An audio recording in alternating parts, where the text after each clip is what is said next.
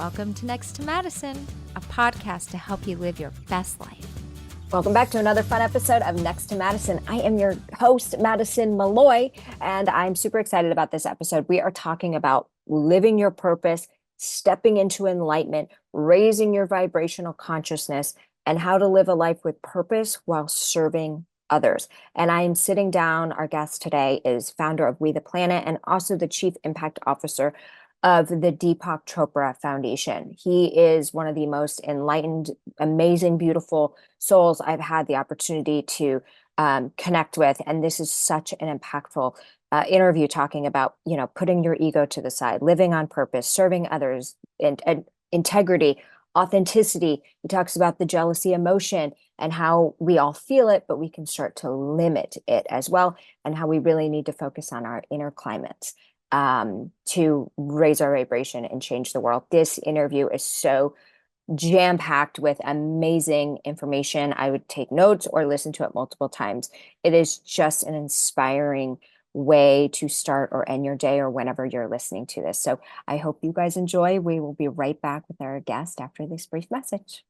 Hey, it's Madison Malloy. I just wanted to remind you to make sure you grab a copy of my book, Time to Lighten the Fuck Up. It is a great, funny self-help book that is going to help you get out of your own way. I have already helped thousands and thousands of people, and they are on their way to living their dream life, and I want every listener to be able to live their dream life as well. So grab a copy of the book on Amazon, Barnes & Noble, or even the audiobook on Audible. Now back to the show. All right, we are back with our amazing guest, our inspirational guest. I can't even put a title on this guy because I'm just so blown away by him. But we have got the founder of We the Planet and the Chief Impact Officer of the Chopra Foundation, and he's got a zillion other titles. So Kunal Sood, how are you? Good, how are you? I am good. I'm so excited that you're here. Thank you for gracing us on the Next to Madison podcast. So I want to start out with how you got involved with the Chopra Foundation, because everybody knows Deepak Chopra, and he's just one of the big voices in the personal development space. He's kind of like an icon, actually. Yeah, totally. He totally From is. from the inside out. So fun fact about me. Growing up, I was very obese. I was like 350, 360 pounds. And in and around when I was 17 years old, I fell in love for the first time.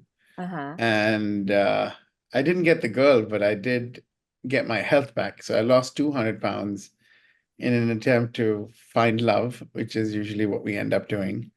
And during that time, what happened was I came back to India and I was like this really, really fit bodybuilder. Like I was really focused on the mastery of the body, not the mind. Wow. Yeah. No character, just body, because that took so much of my energy and effort to really transform from being like this big elephant in the room to like this lion. Wow. And that transformational process actually led me to my first epiphany, which happened in suffering, where I hurt my back in India. When I hurt my back, they had three options. Of course, medicine said surgery, right? Yeah. And then physiotherapy said enough physiotherapy might be able to give you some mobility. And then there was this third option called yoga and Ayurveda, which is actually indigenous to our country, which is this extraordinary healing modality that deals with balancing the mind, body, and soul, right? Wow. During that time, when I was healing myself, both mind and body, and my spirit, of course, I realized that there were some pioneers that were really at the forefront of this in the West, not just in the East. One of them was Deepak Chopra.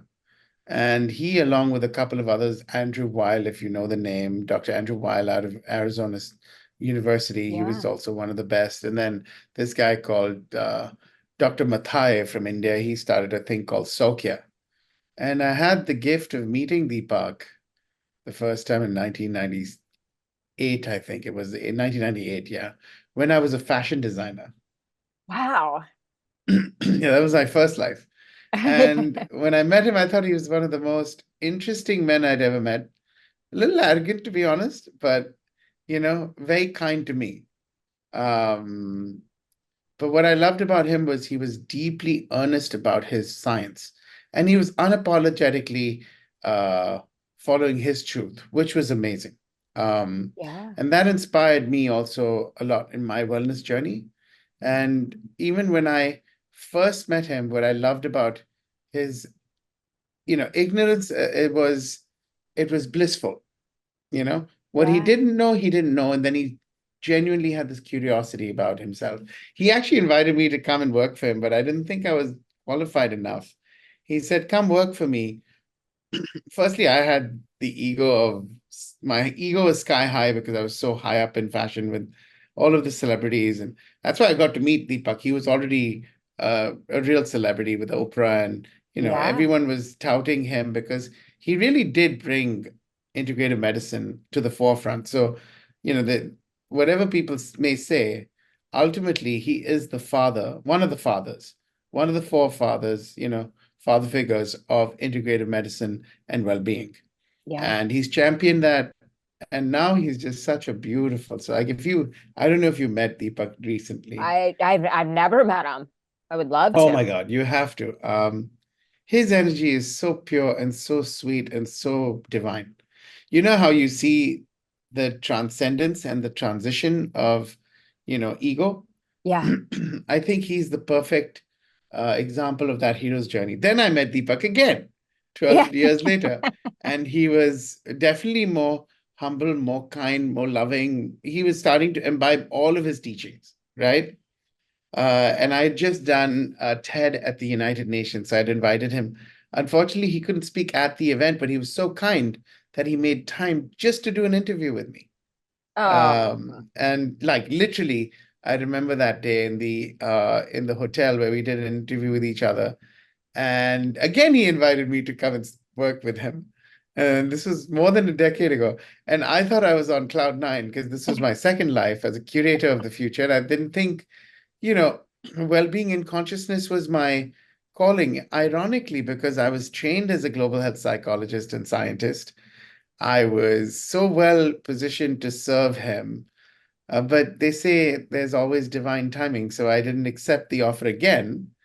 And then last year, my one of my dearest friends and one of the most beautiful gifts that came out of my association of friendship and relationship with Deepak was I got to meet his CEO, Punacha Machai, who's like a wow. big brother of mine, and he's like a mentor and brother figure.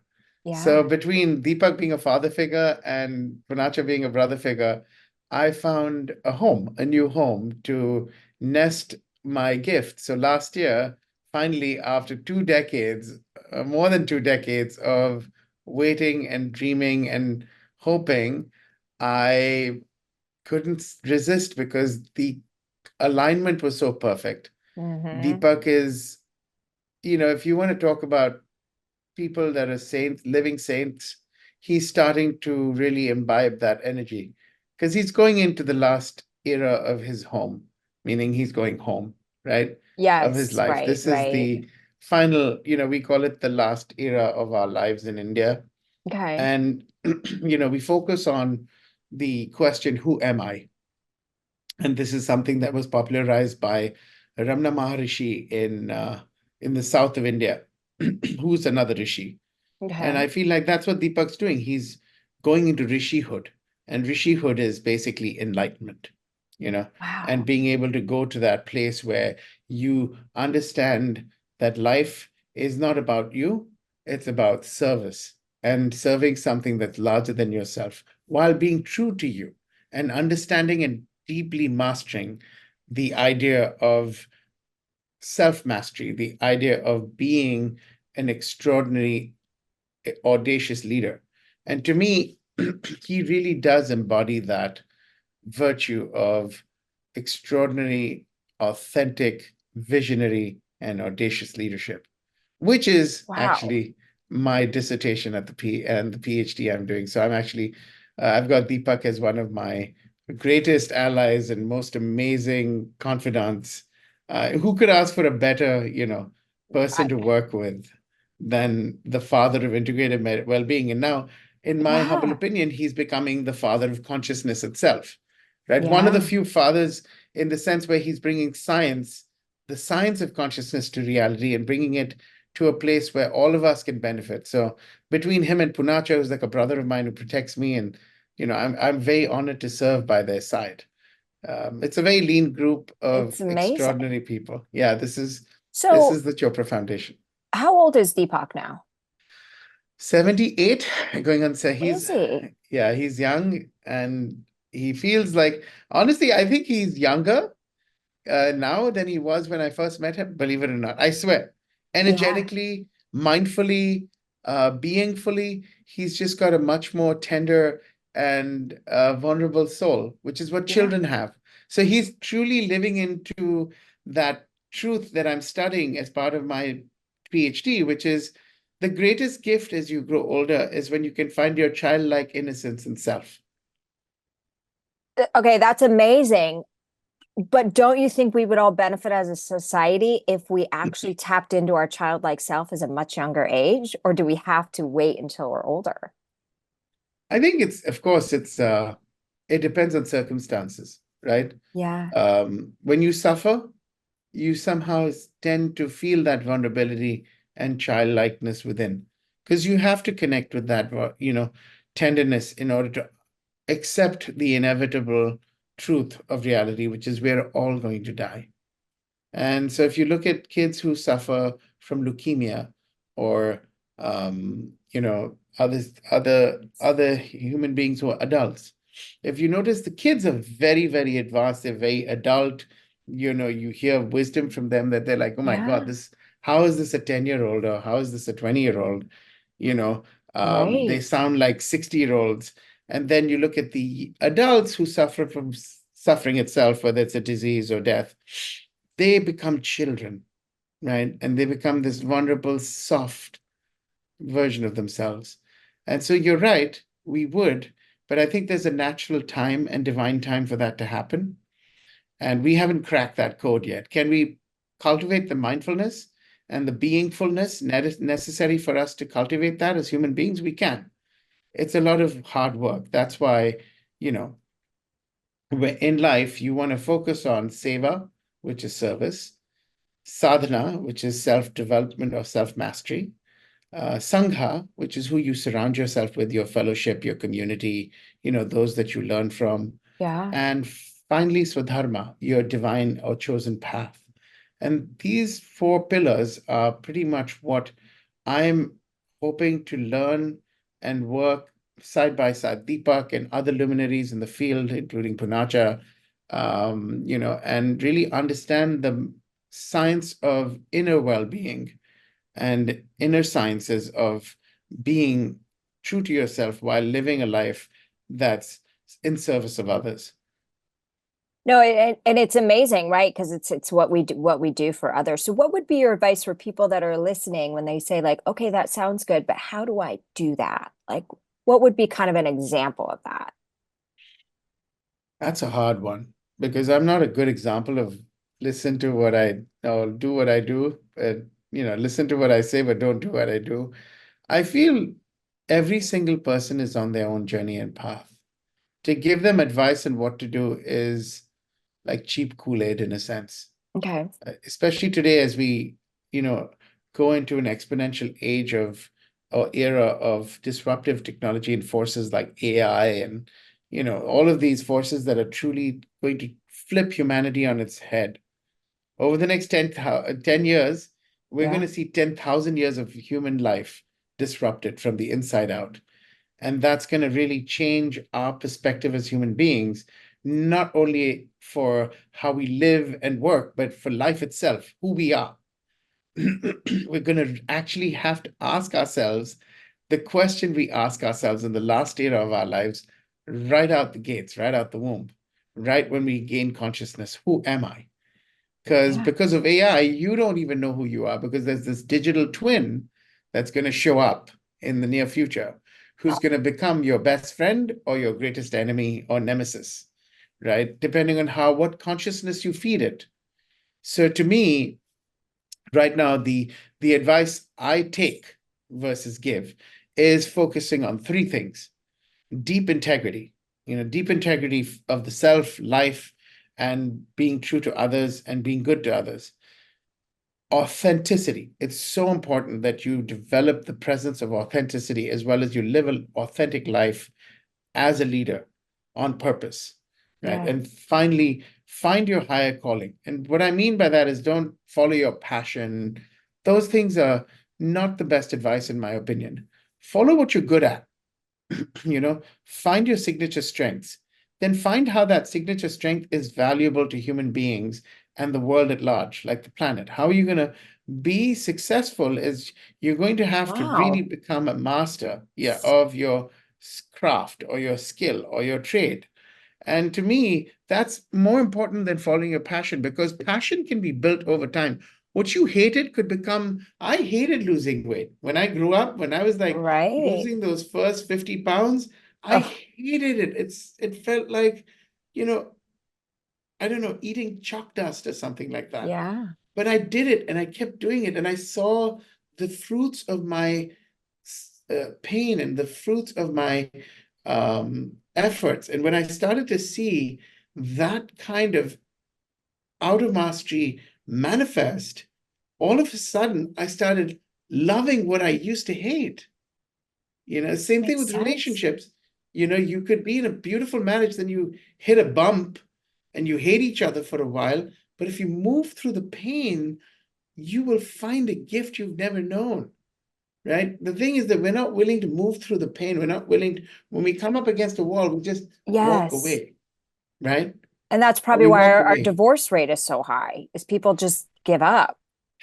I think it's not just the divorce rate. I think it's just the rate of relationship building. I think you know, with or without marriages, we should Yeah. be able to move through pain, because on the other side of pain lies a gift of hope. So if you can Yeah. transform that gift of pain into hope, having faith that you'll move through this and this too shall pass, then all of a sudden the wall will collapse and you'll be able to go over the other side. And that to me is the ultimate hero's journey. It's not That's the just most beautifully falling said into, thing I've like ever heard. And I think that it's like worth repeating.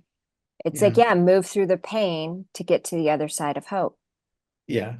And, hope in Amazing. action, love in action, all of these things in action is about moving through pain.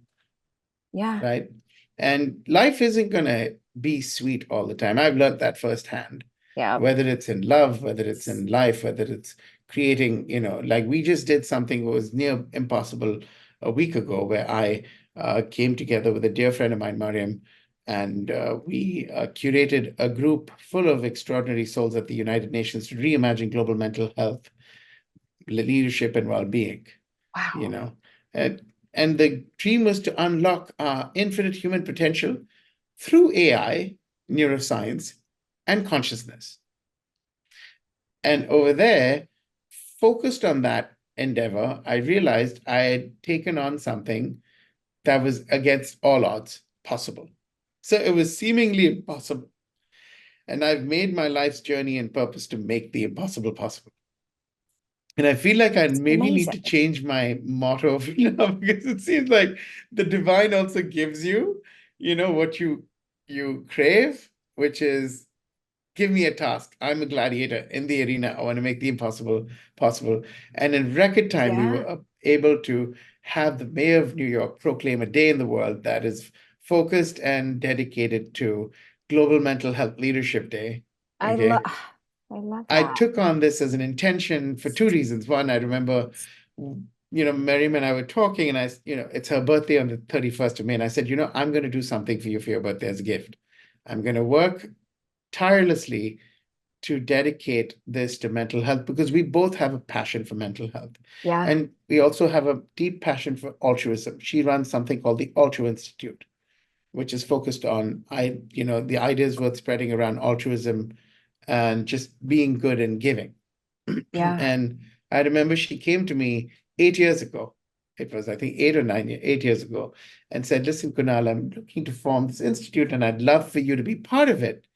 And I was like, oh, Mariam, I've just got too much riding on my shoulders right now for me to become a co-founder of another thing. Yeah, right. But she started it, and it's been so beautiful combining our forces. We brought some of the most amazing people together. We brought Sophie Trudeau, who is, Sophie Gregoire Trudeau, who is Justin Trudeau's wife, and First Lady of Canada. And then we brought Dr. James Doty from Stanford, who runs the Center for Compassion and Altruism. And I was a fellow there a decade ago with the Dalai Lama and hosted all of these luminary thinkers, including Deepak, of course, and Sadhguru, and all of these saints, living legacy, binding saints who are helping us find and realize our own life's legacy. And then what happened was we came together around a round table, and I call it the Brain Trust, the new Brain Trust for a Braver New World. Yeah. And what we did was I set the intention of all of us being at this table. We must operate at the speed of trust, which is so important to do today. Yeah. Because we're operating at such a light speed that doesn't make sense anymore. It's so fast and furious, and it's all about who's on the Forbes list and who's on Time 100, and which are amazing lists. I actually applaud a lot of my friends, a lot of my speakers, a lot of my people that I've helped empower in life are all on those lists. But that's not enough. That's just recognizing your gift and your genius in life. What you do with that gift and genius in life through the arc of your life's journey is what matters the most. It can be this way, or it can be exponential. So you become a light into the darkness. And that to me is the most important thing, is to live an arc, not like this, but one that's exponential. So you go into the darkness, into the light, and then you become the light itself. Like you become a shooting star in the sky. So and are surrounded by a lot of very successful people, right? And you do see, based on kind of what you hear, that a lot of these people are not enlightened, that they're actually angry, and they're ego driven, and they're just not great people. So how do they finally get enlightened, and why do you think that their ego is just never kind of went away and is still running the show? So they're not angry. They seem angry. They're actually fearful. They have a deep fear. Is it because they're maybe so successful that they feel like everybody's trying out to get them, maybe? I think it's even deeper than that. It's not about being out to get you. That's more of a conspiracy theory belief. I feel it is because you're so fearful of accepting the truth, right, of your reality, that you build this new reality. It's exactly that. It's the ego. And then you feed that reality with your consciousness of what you feel is right, or worse. Do you know the number one regret of the dying? Not spending enough time with friends and family? Okay, that's the second. Okay. That's a good one. That is not very important. Not following your purpose? Close. The number one regret of the dying, which was a book by Bonnie Ware, and the only reason I know this is because I lost someone to suicide many, many years ago. And then I was training to be a doctor myself. And then I flipped tracks to become a therapist, and I worked in the death and dying ward. And there I learned that the number one regret of the dying is not living a life that's true to yourself and one that is expected of others. So most of these people who have an ego that is fueled by anger and rage and me, myself, and I are actually people that are not living a life that's true to themselves, but one that is expected by others, society, the greater, larger picture of what others want you to be, not who you really want to be. Because if you search deep inside, and a lot of really, really successful people say this. In fact, the most successful ones, like Steve Jobs and all, even Elon Musk, they're not in it for the money. No. They're not in it for those reasons. And Steve Jobs was an angry man, apparently. So Yeah. he had to really control and work with his anger. That's why he was so deeply steeped in consciousness, in the study and life of consciousness. And you just have to accept that that's the case. And, once you accept that you are angry, then you can actually work with, I can heal. So you have to come to that place of, I'm angry, but I can still heal. And that humility Wow. is what everyone needs to get to in order to transform anger as well into a gift of humility, right? So all these so-called, pain into what I would say is hope, or anger, going from anger to, humility, which is a beautiful state. Humility is a great trait for us to, wield as human beings. It's a superpower almost, because when we Yes. can be truly um, humble as human beings, then we can build curiosity. And when you have deep curiosity at your heart center, you become childlike, right? Yeah. And the wonder of the awe and wonder, the audacity of life starts to hit you, you know? So you live in awe and wonder. And that path of extraordinary leadership comes from that childlike curiosity, while being brave and courageous, building the moral courage, building the moral ethics to really embrace life in all its beauty and magnificence. There's a magical Wow. path It's towards, amazing. like, yeah, Yeah. being able to really vanquish anger and find humility, find curiosity. These are the things that, take a lifetime. It's not something Yeah. that happens overnight, unless, of course, you meet with a lion and then all of a sudden you are, you looking at death in the face, Yeah. right? Yeah. And if you look at death in the face, and I think it was Gladiator, the movie, that it was the most beautiful thing I heard was, death smiles at all of us. The most beautiful thing you can do is smile back, right? Yeah. And No, in order to absolutely. smile back, yeah, you need to be a comedian. Yeah, yeah. uh, You, I think it's like Never lose your not sense of humor. taking, I always said like, and it kind of led to my first book where it was like, we take life too seriously Yes. and we overcomplicate things and we get stuck in like what we think people think we should do in society instead of just coming back. So it's almost like, I think a really easy way to explain all this is like, just stop taking things so seriously and like have fun. I always said like I think the two things that people should always have on the forefront of their mind is morality, being a Yeah. good person, and mortality.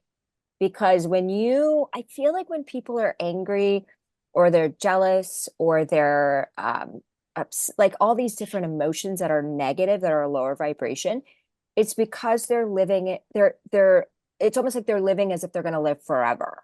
Hmm. Because when we put death at the forefront of our mind, like, oh, this is going to be over before we know it, you start to have a different perspective on like everything around you, and that we're not as important as we all think we are.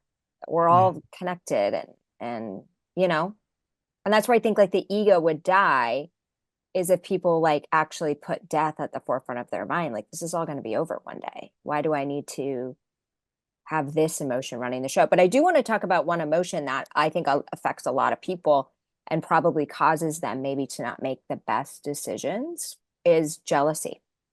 So Mm. speak on that emotion and why people really shouldn't be Mm. jealous at all. So funny. My first life was being a fashion designer, right? Oh, so you saw a lot of this. And I had the gift of last night, um, attending the opening of the Tribeca Festival, the film festival, Oh, and nice. with my one of my dearest friends, who's the founder, Craig Okay. Hatkoff. And it took me back in time to my life as a fashion designer, because the opening movie was Diane von Furstenberg's, uh, you know, Women in Charge, the movie. Oh, that's right. And Okay. yeah, and I just saw it, just, how jealousy comes from a very deep instinctual space.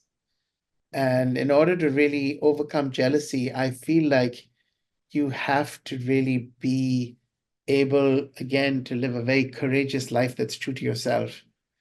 Because jealousy is something that will never go away. It's just part of the DNA of humanity for now. We haven't had that upgrade yet where we can get rid of it's not like an iPhone where, a Right. new version of your app comes in and you can get rid of jealousy. It's Yeah. inherently something that stays in love, in work, in so many aspects of your life. And I think, again, it's what really can drive jealousy to its smallest level of significance, right? Is to live life on purpose, to be a leader on purpose, and to really follow your purpose with a great resilience and a great devotion towards what you believe is possible. Jealousy is something that comes in when you're not in truth, on purpose with your own life's calling. And of course, sometimes jealousy comes in when you're with your lover and suddenly they look at somebody else who's good looking. And you see, these things will always happen because we've been born into this world, into the samsara, as we call it, right? And this is something that is a Buddhist word of we're born into suffering, right? And part of that suffering is attachment.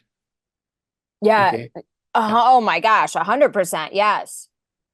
And we're very attached to both animate and inanimate objects, right? We're attached to our dreams, which is inanimate, which eventually sometimes become animate objects. This was Steve Jobs' dream, Apple, right? It's the iPhone, but it started with Apple. So I'm sure at some level, Bill Gates and Steve Jobs were both jealous of each other, right? But they minimized that as a force for destruction and made it a force for creation by really following their purpose and leaning deeply into their signature strengths as human beings, right? And they really focused on, you know what?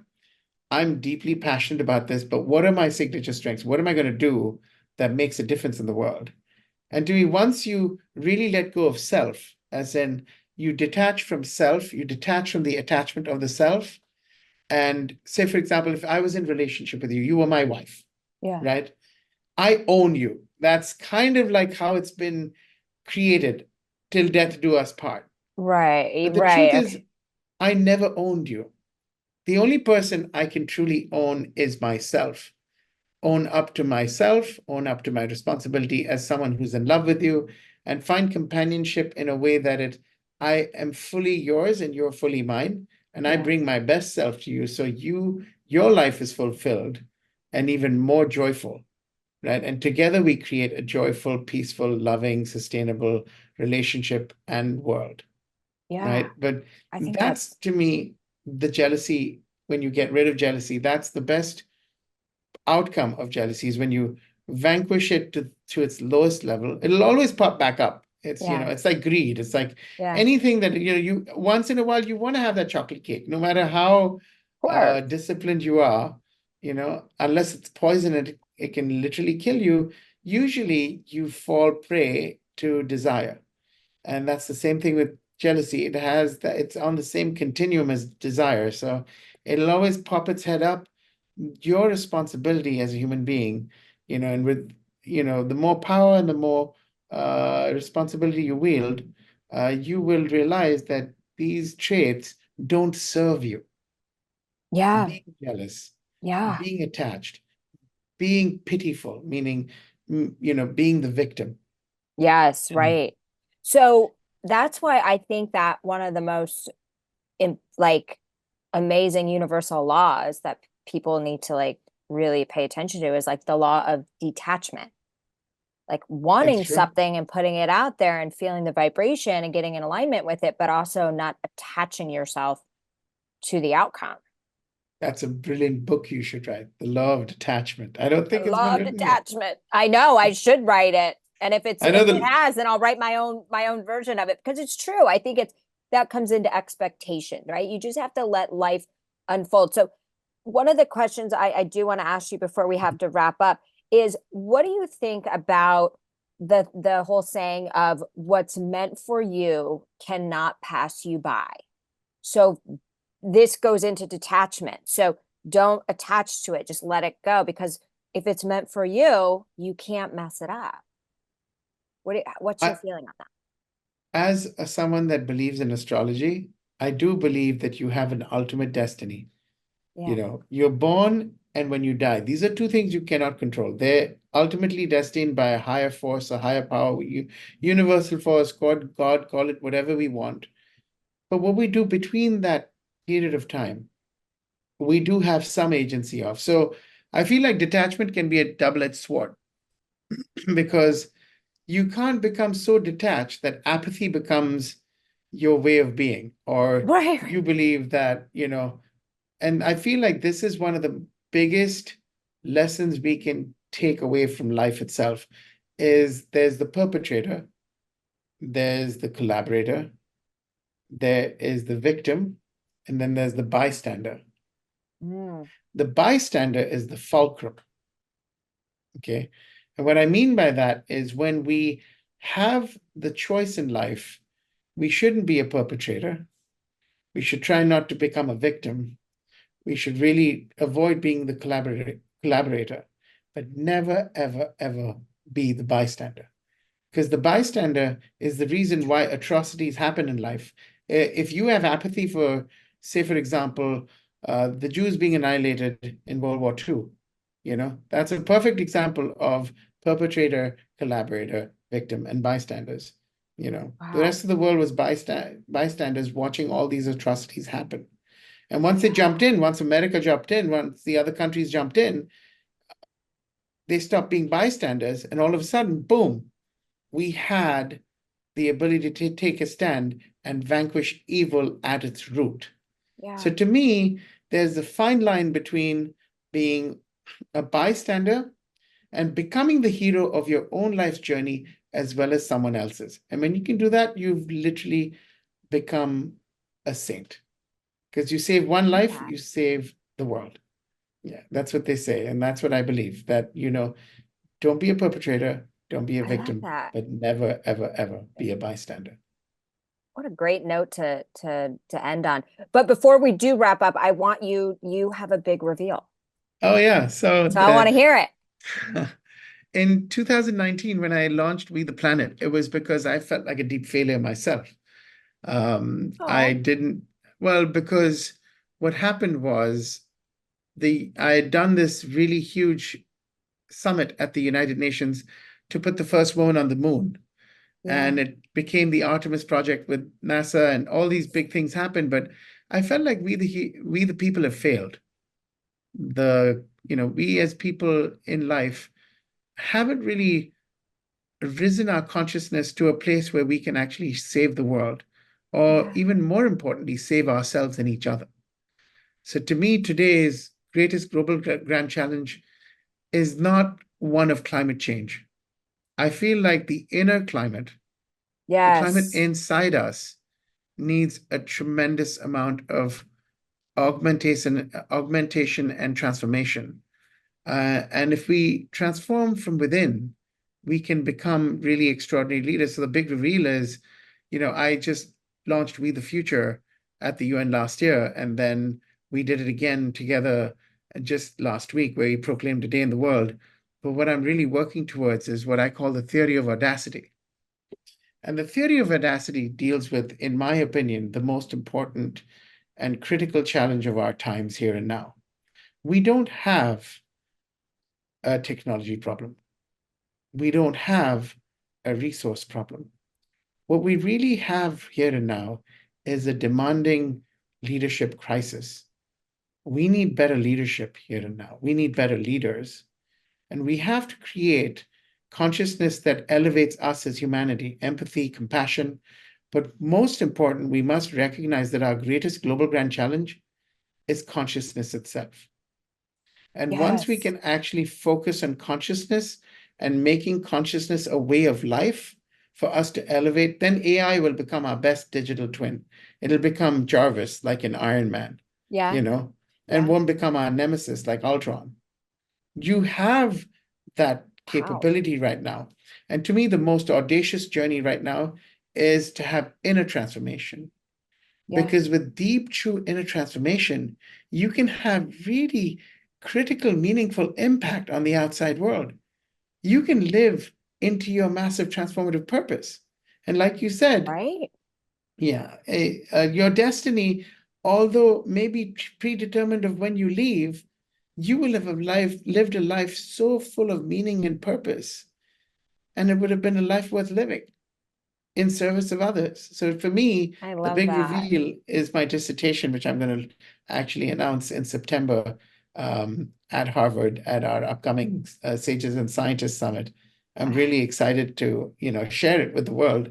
Yeah. And, yeah, I'm going to announce that. And then, of course, we're going to come to the UN at the General Assembly and really bring all those audacious leaders together to create a brain trust and Yeah. operate at the speed of trust, but also understand that courage is not the absence of fear, but that's something more important that drives us and brings us closer together, is higher than fear. And the brave may not live forever, but the cautious do not live at all. And that's a Theodore Roosevelt and Meg Cabot quote that I live by, that my best friend David Roberts once taught me. And Yeah. literally I live my life in every breath, trying to be the hero of my own journey. Wow. You're an amazing, beautiful soul.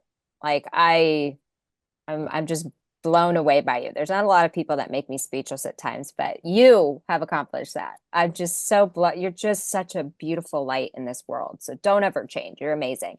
So where can people find out more information about you and Oh yeah, so contact they you and can all go to that? wetheplanet.com is Okay. the website. And if they want to reach out to me, I'm on, LinkedIn, on Twitter, on Instagram, it's at Kunal Sood. Okay. And then yeah, just reach out, and I'd love to support anyone's work and vision. What I pride myself on are three things: empowering humanity, empowering voices, and being true to myself while leading a life in service of others. I love it. Well, thank you so much for gracing us with all your knowledge and your enlightenment. Oh, How we can no, all be better people. But I love that whole climate thing you said. It's not the outside climate, it's the inner climate. I think it that's is. such a good Yeah. thing that people will be like, oh my gosh, you're right. We do need to wake up. The greatest action we can Amazing. take is the inner climate action and Yes. inner climate change. And we change on a Yes. constant basis. You and I will keep continually changing. You know, Absolutely. what matters the most is that we have each other's backs. That's Hmm. something I think society really needs to understand. It's such a simple saying, Yeah. but to really have each other's backs and come together as a deeply committed group of Yeah. extraordinary citizens of the world. There's never been a time that Margaret Mead's quote about extraordinary citizenship and coming together, being committed to something larger than ourselves to change the world has been relevant. This is it. This is the 100%. time that we come together, left 100%. and right, women and men, black or white, it doesn't matter. Find your tribe and then have each other's backs and go to war to transform the world for a better future. And I that's what I love that. believe. Amen. I love that. Well, thank you so much. And thank you to everyone listening, wherever you may be. We'll see you next time to find out who's next. Hey, your host here, Madison Malloy. Please make sure to subscribe to the show on all podcast platforms, and please rate and review us on iTunes and Spotify. Also, if you have any questions or comments, you can email us at contact@nexttomadison.com. I thank you again for listening. Bye.